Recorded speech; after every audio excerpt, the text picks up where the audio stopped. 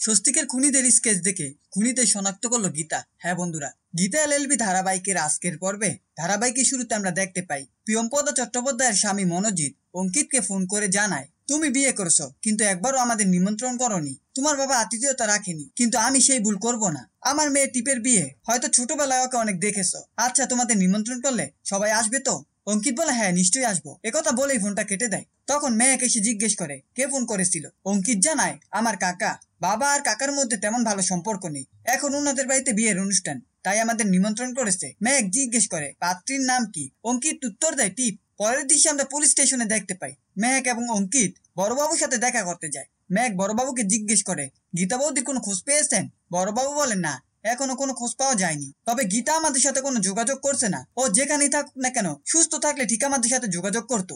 আমি একটা নার্সিং হোমে গিয়েছিলাম, কিন্তু সেখানেও খুঁজে পাইনি। তবে যারা স্বস্তিক মুখার্জিকে গুলি করেছিল তাদের কেস বানানো হয়ে গেছে। গীতা তাদের চিহ্নিত করেছিল।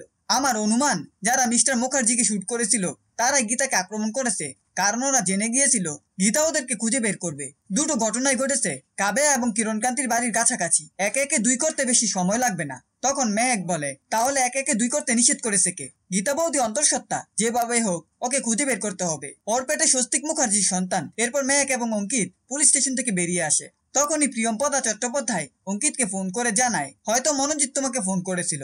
আমিও বলছি, আমার মেয়ে টিপের বিয়েতে তোমাদের সবাইকে আসতে হবে। টিপের বাবা আর তোমার বাবার মধ্যে যে ঝামেলাটা হয়েছে সেটা অন্তত এবার মিটমাট করা দরকার। আমি তোমাদের বাড়িতে নিমন্ত্রণ করতে যাব, এটা তোমার বাবাকে বলো। একথা বলেই ফোনটা কেটে দেয়। টিপ এসে তার মাকে বলে, তুমি যে আমার বিয়েতে কাউকে নিমন্ত্রণ করছো সেটা দেখে ভালো লাগলো। তখন টিপের মা বলে, উনি তোমার বাবার দাদা হয় আর আমার শ্বশুরের বড় সন্তান, তাকে নিমন্ত্রণ করা আমাদের উচিত। টিপ জিজ্ঞেস করে, মা তুমি জানতে চাইবে না আমি কাকে বিয়ে করছি? টিপের মা বলে, না আমি কখনোই দেখতে চাইবো না, কারণ আমার পছন্দের সাথে তোমার পছন্দ কোনোদিন মিলবে না। টিপ রেগে গিয়ে বলে, একবার শুধু বিয়েটা হয়ে যাক, আর কখনো আমি এ বাড়িতে ফিরবো না, তোমাদের মুখও কোনোদিন ধর্ষণ করবো না। একথা বলেই টিপ সেখান থেকে চলে যায়। পরের দৃশ্যে আমরা দেখতে পাই প্রিয়ম্পদা চট্টোপাধ্যায় এবং বাকিরা গীতার রুমে গীতাকে দেখতে যায়। শ্রী বলে, একটা অচেনা মেয়েকে এত আদর স্নেহ দিয়ে সুস্থ করে তুলছো আর নিজের মেয়েকে পছন্দ করছো না। প্রিয়ম্পদা চট্টোপাধ্যায় বলে, কেন জানি না, মেয়েটার উপর অনেক মায়া পড়ে গেছে, ও হুট করে কিভাবে এই বাড়িতে এলো।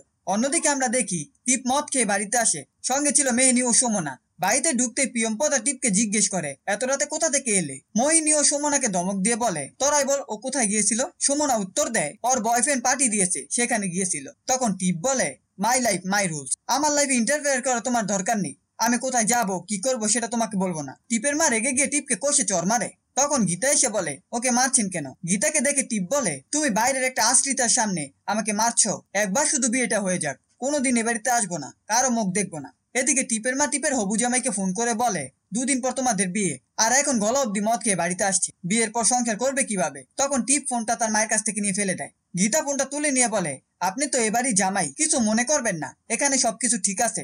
পরবর্তীতে আমরা দেখি শ্রী গীতাকে বলে, শুধু এই বাড়িতে বসে অন্ন ধ্বংস করলে চলবে না, গিয়ে খাবার সার্ভ করো। গীতা কিছু না বলে খাবার টেবিলে চলে যায়। অন্যদিকে অঙ্কিত প্রিয়ম্পদা চট্টোপাধ্যায়কে ফোন করে জানায়, মেহেক আপনার সাথে কথা বলতে চাইছে। তখন মেহেক বলে, আমরা কিছু শাড়ি গয়না কিনতে চাই, কিন্তু কোনগুলো কেনা হয়নি সেটা যদি বলতেন তাহলে ভালো হতো। প্রিয়ম্পদা বলে, তোমাদের যেটা ভালো লাগে সেটাই নিয়ে এসো, টিপ সেটা গ্রহণ করবে, তাছাড়া আমরা তো টিপকে সোনা দিয়ে ভরিয়ে দেব।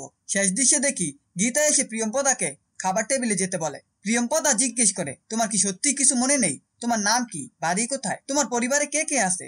তখন গীতা মাথায় হাত দিয়ে বলে, আমার সব মনে আছে, কিন্তু আমার মাথায় অনেক যন্ত্রণা হচ্ছে, সবকিছু কেমন জানি গুলিয়ে যাচ্ছে। সুমনা এসে বলে, তোমাকে এত টেনশন করতে হবে না, তুমি ঘরে যাও, বিশ্রাম করো, আমি খাবারগুলো সার্ভ করে দেব।